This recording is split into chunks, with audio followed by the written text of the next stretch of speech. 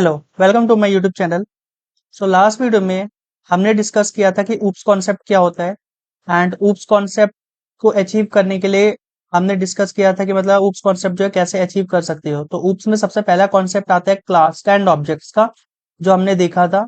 तो एक बार एक क्विक रिकैप लेते हैं कि क्लास हम क्यों यूज करते हैं, क्लास क्या होती है। तो क्लास आपका जस्ट एक फैक्ट्री होती है जो कि ऑब्जेक्ट्स को जनरेट करती है। ठीक है। जावा में अगर आप क्लास नहीं बनाओगे तो आप अपने जावा का कोड नहीं लिख सकते। जावा का आप जो भी जावा का कोड लिखोगे वो हमेशा आपके क्लास के अंदर ही लिखा जाता है। ठीक है।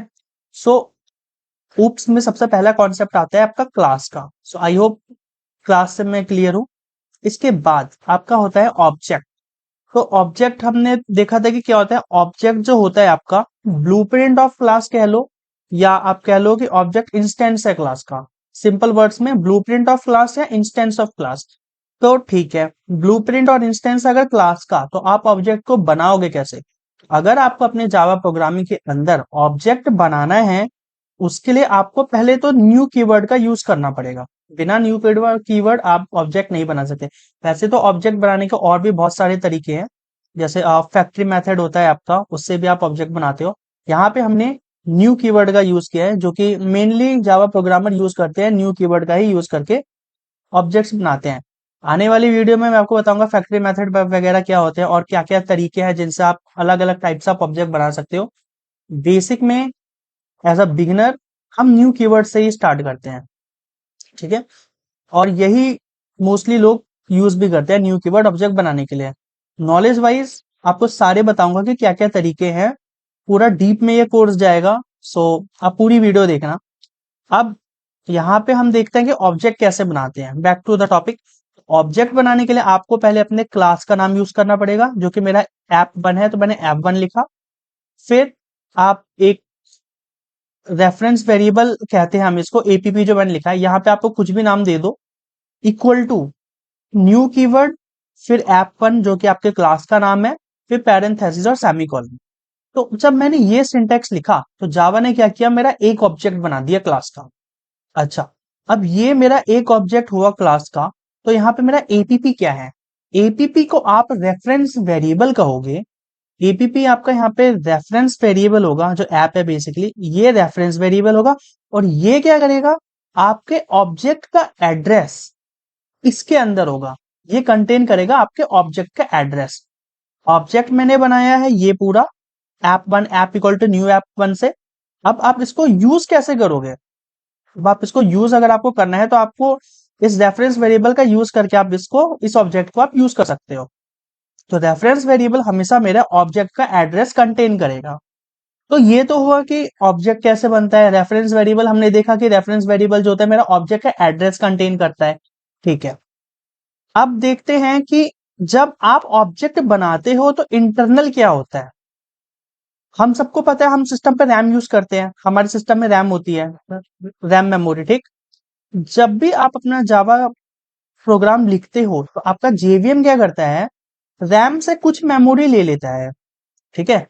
वो रैम से कुछ मेमोरी ऑक्यूपाई करेगा, और आप जो भी अपने जावा का कोड लिखोगे उसमें जो भी इंटरनल प्रोसेसिंग होगी वो सारी आपकी जेवीएम जो मेमोरी लेगा रैम से उसके अंदर होती है।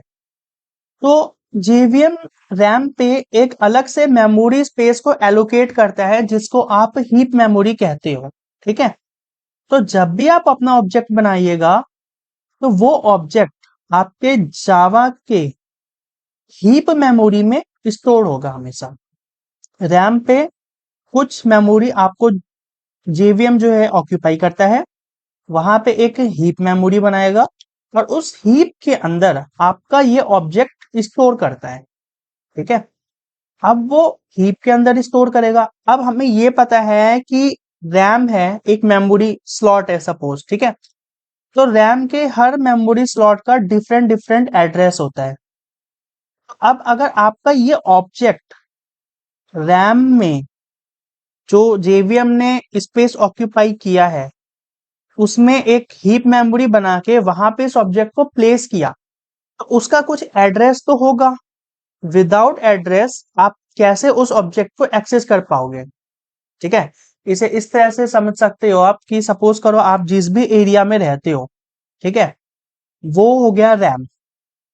उस एरिया में आपका घर है, वो हो गया आपका ऑब्जेक्ट।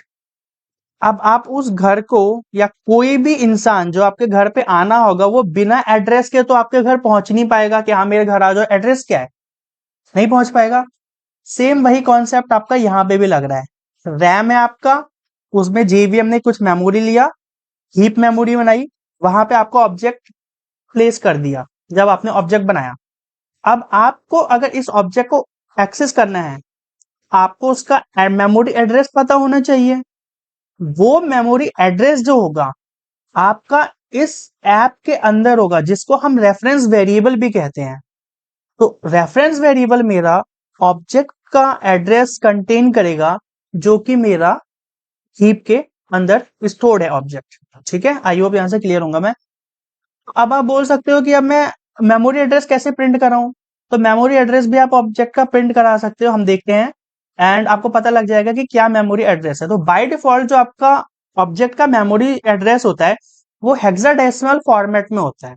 ठीक है, हेक्साडेसिमल फॉर्मेट बोलो, जो उसके अंदर आपके न्यूमेरिक भी होंगे, अल्फाबेटिकल नंबर्स भी होंगे। ठीक है, तो हेक्साडेसिमल फॉर्मेट के अंदर आपका जो है ऑब्जेक्ट वो स्टोर्ड ऑब्जेक्ट का बेसिकली एड्रेस जो होता है, वो हेक्साडेसिमल फॉर्मेट में हम रिप्रेजेंट करते हैं।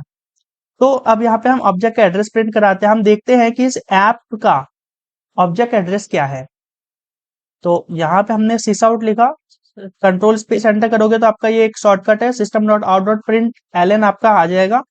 अच्छा, एलएन का मतलब होता है नेक्स्ट लाइन।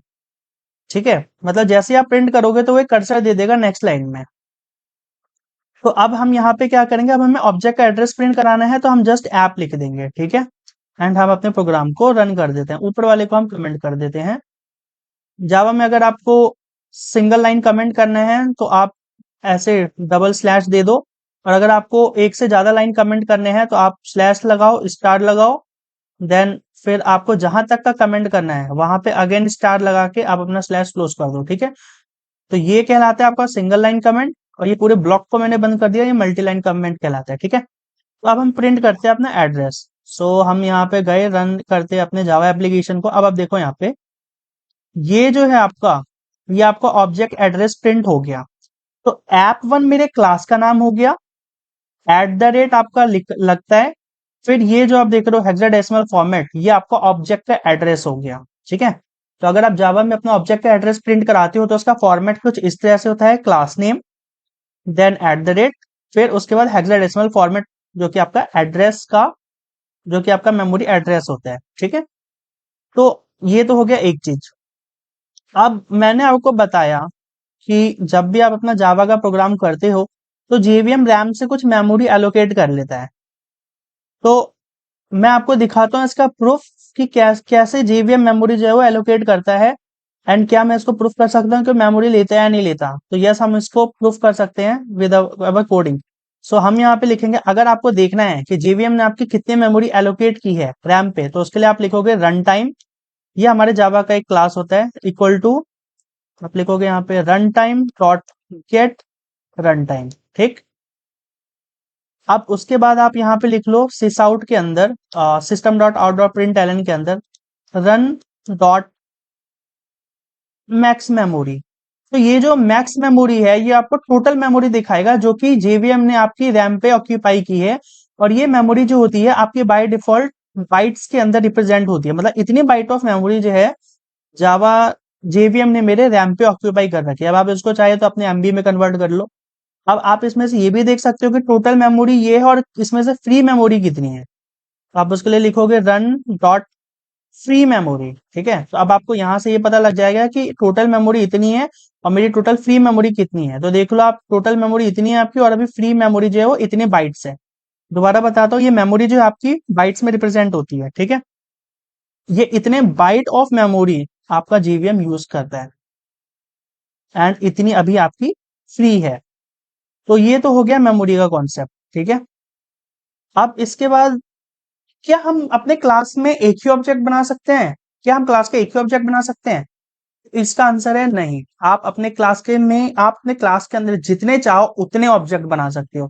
तो वो कैसे बनेगा वो देखते हैं। तो आपको सिंपल अपना सेम सिंटेक्स फॉलो करना है, ऐप वन जो कि मेरे क्लास का नाम है। इसके बाद हम एक रेफरेंस वेरिएबल का नेम देंगे app one equal to new app one. ठीक है, ऐसे ही मैं यहाँ पे मल्टीपल ऑब्जेक्ट्स बना सकता हूँ अपने क्लास के।